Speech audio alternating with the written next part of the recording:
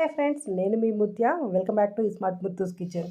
మన రెసిపీ ఏంటంటే దోశలోకైనా ఇడ్లీలోకైనా మనం దోశ ఇడ్లీ దేనికోసం తింటాం? ఆబ్వియస్గా చాలా మంది చట్నీ కోసమే అని బల్లగుద్ది చెప్తారు. ఈ పద్ధతిలో సరిగ్గా చేస్తే చట్నీ కోసమే మనం ఇడ్లీ దోశ తినేంత బాగుంటుంది ఈ చట్నీ. ఈ పల్లీల చట్నీ మామూలుగా చేసుకునే దానికంటే కొంచెం డిఫరెంట్గా ఉంటుంది, కానీ టేస్ట్లో మాత్రం నెక్స్ట్ లెవెల్లో ఉంటుంది. సో మీరు చేసి నాకు కమెంట్స్లో చెప్పండి ఎలా ఉందో. సో టేస్ట్కి అయితే నేను గ్యారంటీ. లేట్ చేయకుండా రెసిపీలోకి వెళ్ళిపోదాం. Let's start. వీడియో క్లిప్లో చూపిస్తున్న విధంగా వేడి వేడి ఇడ్లీలో ఈ చట్నీ వేసుకొని తిన్నామంటే ఖచ్చితంగా 2 ఇడ్లీలు ఎక్స్ట్రా తినాల్సిందే అండి. చేయడం కూడా చాలా సింపుల్ అండ్ ఈజీ. ముందుగా అయితే ఈ రెసిపీ కోసం ఒక ఫ్రై ప్యాన్ ని గ్యాస్ మీద పెట్టుకోండి. గ్యాస్ మీడియం ఫ్లేమ్ లో టర్న్ చేసుకొని వీడియో క్లిప్ లో చూపిస్తున్న విధంగా ఈ కప్పుతో నేను 1/2 కప్ వేరుశనగ తీసుకున్నాను. వేరుశనగని ఇప్పుడు మనం లైట్ గా గోల్డెన్ కలర్ వచ్చేంత వరకు ఫ్రై చేసుకోవాలి. ముందుగా అయితే ఒక 1/2 టేబుల్ స్పూన్ ఆఫ్ నూనె నేను పై నుంచి స్ప్రే చేశాను అనమాట. సో ఎందుకంటే ఇక్కడ ఒక టిప్ గుర్తు పెట్టుకోండి, ఆయిల్ వేయడం వల్ల పొట్టు అనేది మరీ నల్లగా అవ్వకుండా మీడియం గా బాగా ఫ్రై అయిపోతాయి అనమాట. సో ఈ టిప్ అయితే చాలా యూజ్ అవుతుంది. లేదంటే పొట్టు తీస్తాం మామూలుగా ఆయిల్ వేయలేదు అంటే. అదైనా ఫాలో అవ్వచ్చు, ఇదైనా ఫాలో అవ్వచ్చు అనమాట. సో దీంతో పాటు నేను ఎండుమిర్చి ఒక 4 తీసుకుంటున్నాను. దీంతో పాటే పచ్చిమిర్చి కూడా ఒక 5 తీసుకున్నాను. కారం చూసుకొని వేసుకోండి మీరు. ఇలా ఎండుమిర్చి పచ్చిమిర్చి 2 కాంబినేషన్ వేయడం వల్ల టేస్ట్ అనేది చాలా బాగుంటుంది. ఈ పచ్చళ్ళలోకే కాదు ఏ చట్నీలోకైనా బాగుంటుంది అనమాట.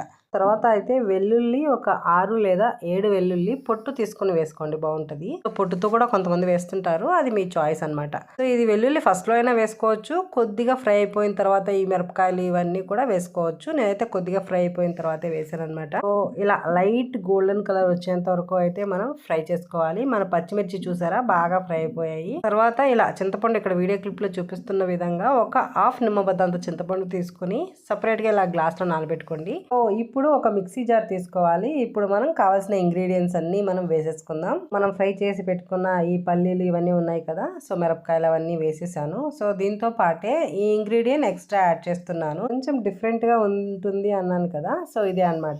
సో మనం ఎన్నైతే వేరుశనగ వేసుకున్నామో దానికన్నా కొద్దిగా తగ్గించుకొని ఇప్పుడు నేనైతే బద్ద శనగలు వేస్తున్నాను అనమాట. మా సైడ్ పప్పులు అని కూడా అంటారు. వాటిని వేసేసి తర్వాత కావాల్సినంత ఉప్పు వేసాను. నేను 1 టేబుల్ స్పూన్ ఆఫ్ ఉప్పు వేసాను. మీరు చూసుకొని మీ క్వాంటిటీ తగ్గట్టుగా వేసుకోండి. కొద్దిగా ఉప్పు తక్కువ వేసుకోండి, లాస్ట్ లో అయినా కలుపుకోవచ్చు తక్కువ అయితే.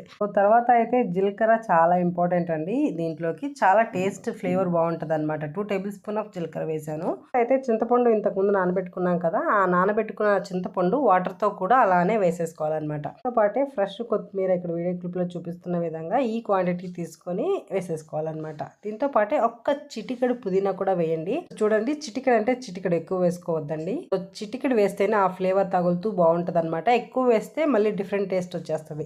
పుదీనా ఇష్టం లేదు అనుకుంటే కూడా స్కిప్ చేసుకోవచ్చు. మిక్సీలో ఇలా బ్లైండ్ గా కోర్స్ గా పట్టుకోవాలన్నమాట. మరీ నున్నగా కాకుండా మరీ దొరకగా కాకుండా నా చట్నీ అనేది ఈ కన్సిస్టెన్సీలో ఉండేలాగా మిక్సీకి వేసుకోవాలి. సో ఇలా వేసుకుంటే చాలా బాగుంటది. మరీ నున్నగా అయితే తినేటప్పుడు నోటికి తగులుతూ ఉండాలన్నమాట, అప్పుడే బాగుంటది. సో మరీ నున్నగా వేస్తే ఆ టేస్ట్ మిస్ అవుతుంది. ఫైనల్ టచ్ అప్ తిరగమాత. సో పోపు వేసుకుందాం. పోపు వేసుకోవడానికి ముందుగా అయితే నేను కరివేపాకు వేసాను. కరివేపాకు ఎందుకు వేసానని కన్ఫ్యూజ్ అవ్వకండి. కరివేపాకు నేను నీళ్ళలో కడిగి వేస్తాం కదా, సో కడిగినప్పుడు వాటర్ ఉంటాయి కదా కరివేపాకులో, ఆ కరివేపాకు మనం నూనె వేడయ్యాక వేసినాం అనుకోండి, బయటకు అంతా నూనె చిట్లిపోతుంది. అవ్వకుండా ముందే వేసేసి ఒక నిమిషం అలా పెట్టామనుకోండి, అన్ని వాటర్ అలా అవ్వకుండా ఉండడానికి అలా వేసాను. అప్పుడప్పుడు అలా వేస్తుంటాను. పాకు వేసుకున్న తర్వాత ఆయిల్ వేసాను. ఆయిల్ కొద్దిగా వేడయ్యాక 1 టేబుల్ స్పూన్ ఆఫ్ ఆవాలు, 1 టేబుల్ స్పూన్ ఆఫ్ జీలకర్ర, సో ఎండుమిర్చి ఒక 4 ఇలా మధ్యలోకి కట్ చేసుకుని వేసేసుకుందాం. సో తర్వాత వెల్లుల్లి ఒక 2 ఇలా మధ్యలోకి కట్ చేసి చిన్న పీసులుగా కట్ చేసి వేసేసుకొని ఇవన్నీ చక్కగా గోల్డెన్ కలర్ లో ఫ్రై అయిపోయిన తర్వాత గోల్డెన్ కలర్ లో అయిపోయిన తర్వాత నార్మల్ గా చట్నీ ఎలా తిరగమాత పెడతాం, వేడి మీదే అలానే వేసేస్తాం.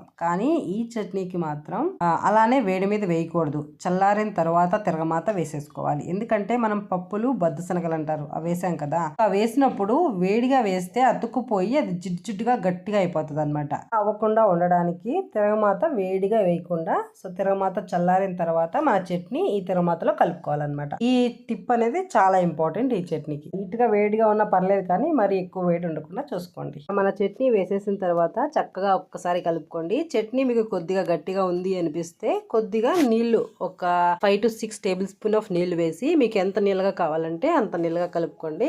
కానీ గట్టిగా ఉంటేనే చట్నీ బాగుంటుంది అనమాట. ఇక్కడైతే నేను కొద్దిగా ఒక 5 టేబుల్ స్పూన్ ఆఫ్ వాటర్ వేసి అయితే కలుపుతున్నాను. సో అంతేనండి, మన చట్నీ ఎమ్మి చట్నీ అయితే రెడీ అయిపోయింది. ఈ స్టైల్లో చేసి చూడండి. నిజంగా దోశలు ఇడ్లీలు తినడానికి టిఫిన్ తినరండి, చట్నీ తినడానికే మనకి టిఫిన్ కావాలి అంటారు, ఎక్స్పెషలీ ఈ చట్నీ అడిగి. ఈ రెసిపీ మీకు నచ్చినట్లయితే మీరు ఖచ్చితంగా ట్రై చేసి మీకు ఎలా కుదిరిందో కామెంట్స్లో చెప్పండి. Thank you so much for watching. So మరిన్ని ఇంట్రెస్టింగ్ రెసిపీస్ అండ్ టిప్స్ కోసం ఈ స్మార్ట్ ముత్తూస్ కిచెన్ యూట్యూబ్ ఛానల్ని సబ్స్క్రైబ్ చేయడం మర్చిపోకండి. Thank you so much. Bye. Subscribe for more.